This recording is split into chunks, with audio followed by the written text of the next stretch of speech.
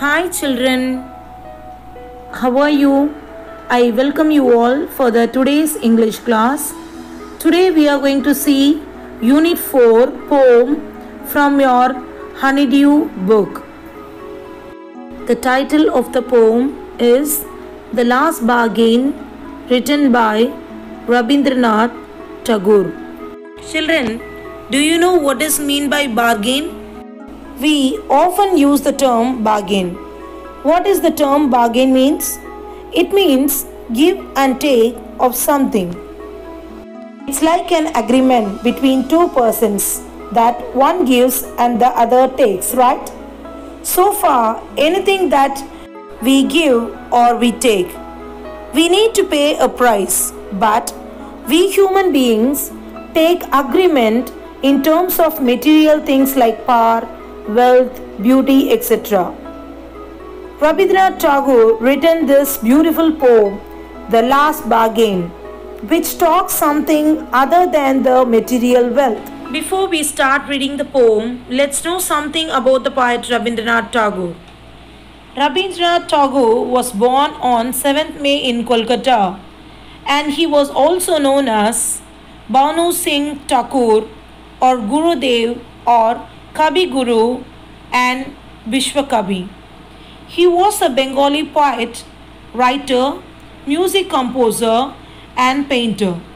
He has won a Nobel Prize in literature for his notable works like Geetanjali, Gora, Rabindra Sangeet, and national anthems like Jana Gana Mana, Amar Sonar Bangla, etc. His compositions were chosen by two nations as national anthems, Jana Gana Mana by India and Amar Sonar Bangla by Bangladesh.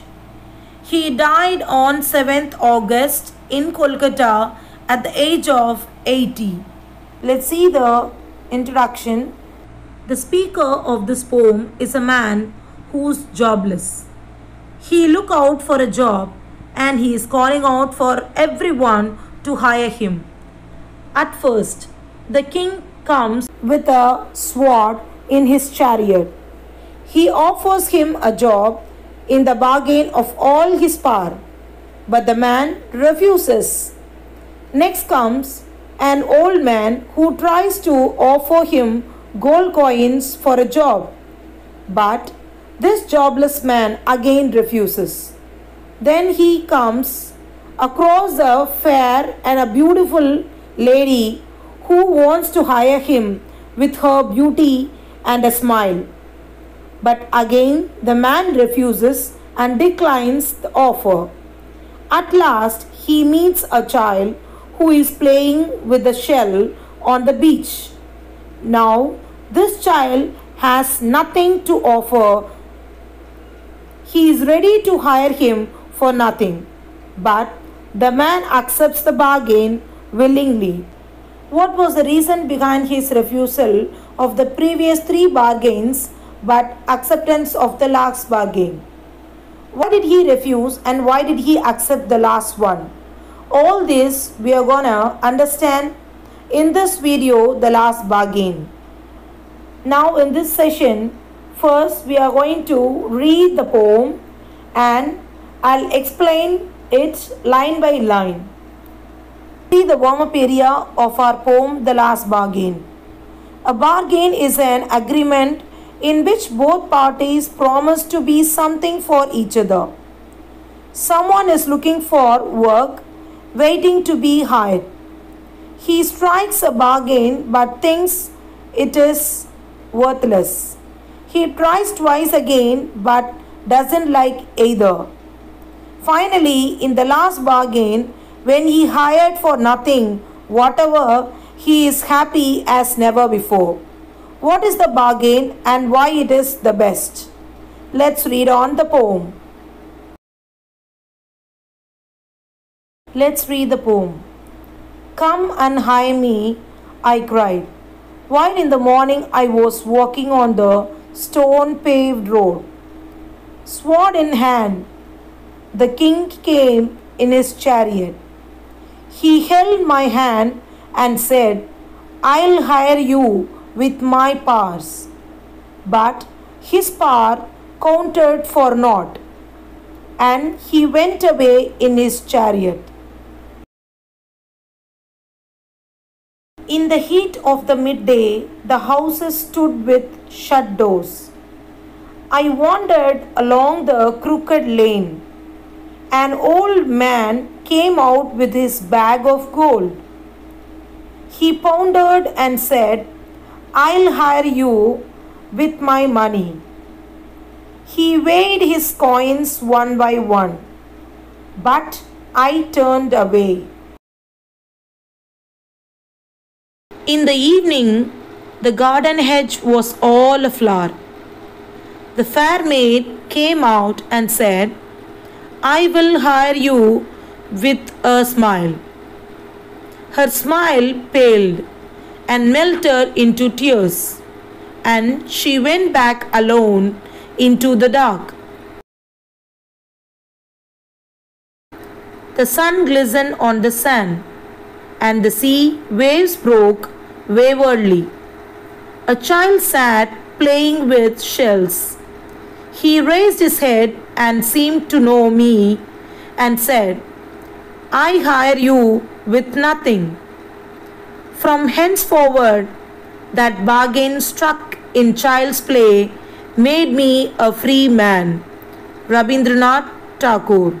Let's see the explanation of the stanzas now. Come and hire me, I cried, while in the morning I was walking on the stone-paved road. Stone-paved road, which means the road which was covered with stones. Here, now the speaker of the poem is walking on the stone-paved road. Sword in hand, the king came in his chariot. Here, chariot means a vehicle drawn by horse, and it was used in the ancient times by the kings. And here, the king came with the sword in his hand, riding on the chariot. He held my hand and said, I will hire you with my power. Here, the king heard the man's words, and he held the man's hand, and he told him that he will hire him with all his power, which means that the king will give all his power to the man for his work. He held my hand and said, I will hire you with my power. Here, the king heard the man's words, and he held the man's hand, and he told him that he will hire him with all his power, which means that the king will give all his power to the man for his work.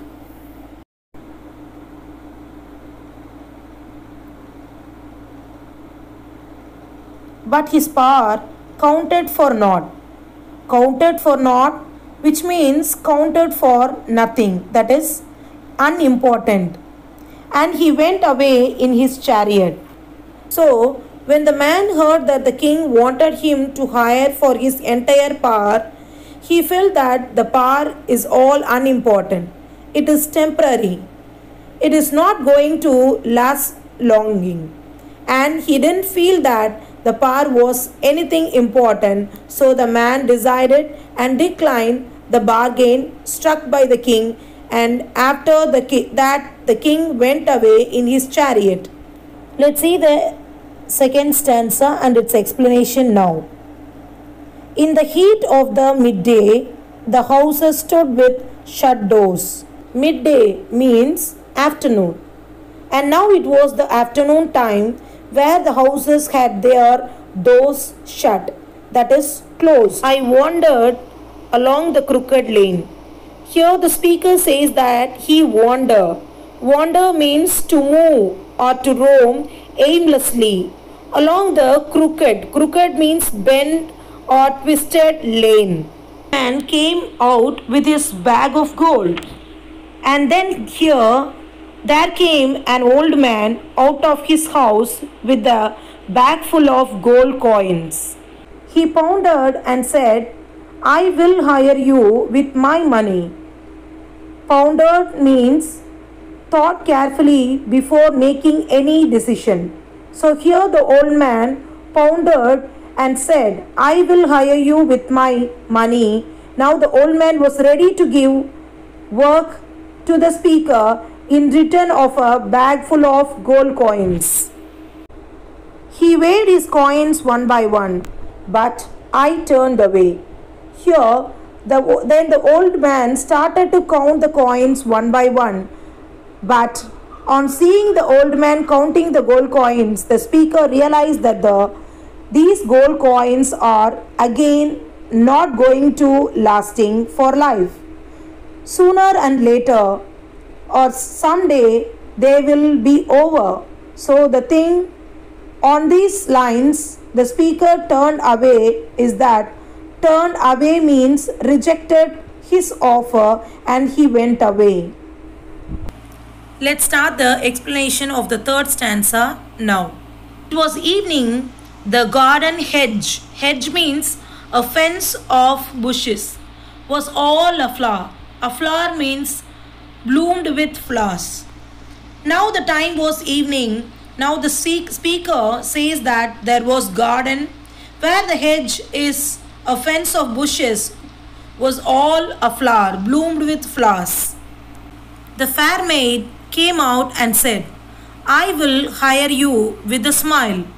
And now a very beautiful lady came out of her house into the garden and she told him that she will hire him with a smile. Her smile paled and melted into tears and she went back alone into the dark. Paled means faded. Seeing her smile fading into tears or changing into tears, the speaker thought that this smile of her face is also a temporary thing. Sometime from one of these smile will change into tears.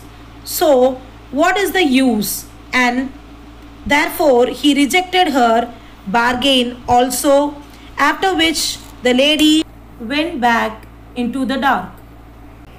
Let's see the fourth stanza and its explanation now. The sun glistened on the sand and the sea waves broke waywardly. Glisten means shone, that is the past form of the verb shine.